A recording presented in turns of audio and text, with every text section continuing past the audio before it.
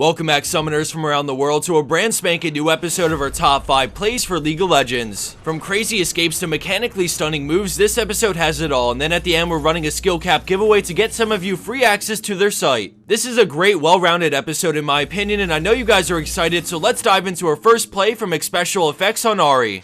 After taking some vision control of Dragon, the enemy team starts to collapse and she's forced to ult away from the tidal wave. Rumble lays down a beautiful equalizer as she moves back in, dashing to land a devastating Q on 2, dropping Nami instantly. Right after, she looks to help Lee Sin with a charm that connects on Shyvana, and then she turns with Caitlyn's ult as she hits another Q on 2, but this time she gets the double. With the remainder of the enemy team in full retreat, it's easy pickings from here as Alistar goes down for the quad, followed by some fresh scrambled eggs for the Pensa.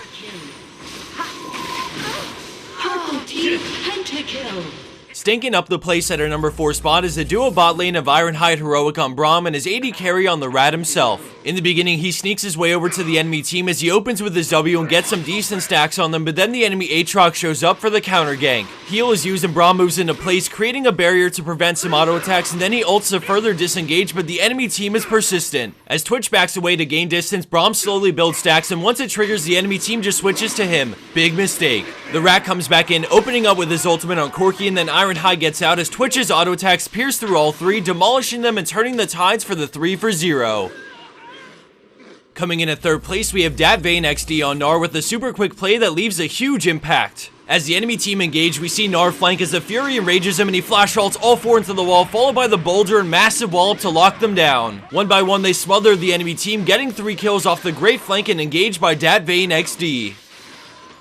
Juking his way into second place, we have JSpawn 007 on Alistar, making the enemy team work hard to tame the bull. After picking up the easy cleanup kill on Corki, he moves in on Thresh, but we see more players on blue team collapsing on what they think are a couple of freebies. Amumu comes in, so Alistar immediately knocks Orianna away, and at this point, things aren't looking too great as the enemy Wukong joins in on the fight. After Lee gets out, Alistar's left all alone, but the friendly Rumble is currently in the river, so he doesn't stop fighting because he has backup coming, right?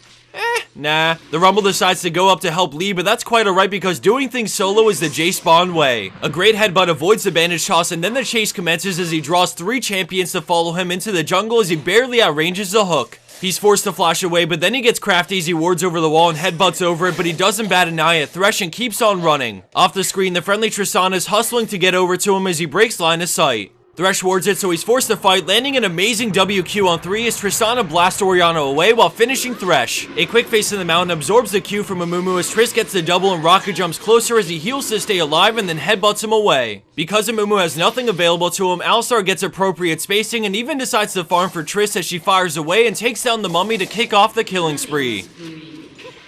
And for number 1 pro play for this week, we have Ansine on Yasuo with a legit 1v5 outplay, and keep in mind guys, he's 1-5 at the start. Before doing anything crazy, he picks up 2 charges of his Q to ready the tornado and then he moves in. We see a quick flash over the CC and then he knocks up Riven straight into his ult to drop her before turning to Lucian until his allies get into range. He keeps backing up until he has his Q ready, and after juking them out, he lands a knockup on 3, finishing Lee Sin, followed by a dodge on the charm, kill on Ahri, quad off Nami, and then the Pensa after dodging Lucian's piercing light.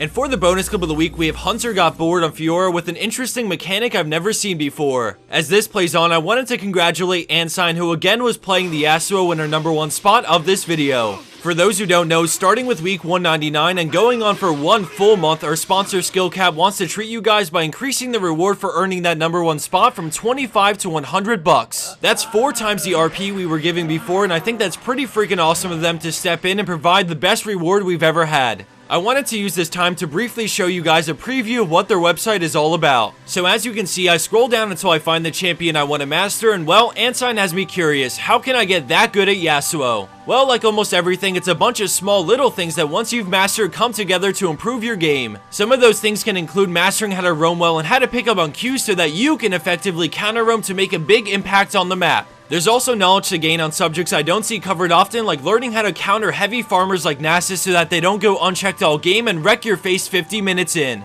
The information is all at your fingertips and it's all pre-planned out and then made by experts that are at least Diamond 1. The other thing that people seem to overlook when they're trying to improve is how up to date something is. For example, I went to a guide website to learn about Lucian and I came across some really credible guides from pro players. But it was 9 months old and at that point it's a toss up for what's actually relevant. With the site as well up to date as this one, you know you're actually getting the best of the best information for whatever champion you're interested in learning about. There's such a vast pool of untapped knowledge waiting for you on SkillCap, so click on your screen or head over to the description box to see more. As a final note, if you guys drop a comment telling us what champion you'd love to learn more about, then you might just be selected as one of 5 to win free access to try out their site. Thanks for watching, everyone. I hope you liked the episode, and until next time, get out there on the Rift and show the world that you have what it takes to make the plays.